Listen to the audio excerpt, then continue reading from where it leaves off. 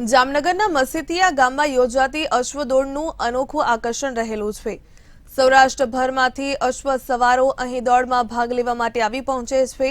આ દોડમાં વિજેતા થનાર અશ્વ સવારને ઇનામમાં કોઈ મોટી રકમ નહીં, પરંતુ તેમનો સાફો પહેરાવી સન્માન કરવામાં આવે છે। આ અશ્વ દોડની વિશેષતા એ છે કે અહીં દોડમાં જે અશ્વ વિજેતા થાય છે તેની કિંમતમાં વધારો થઈ જાય છે। ધૂળેટીના દિવસે યોજાતી અશ્વ દોડ નિહાળવા મોટી સંખ્યામાં લોકો આવે છે।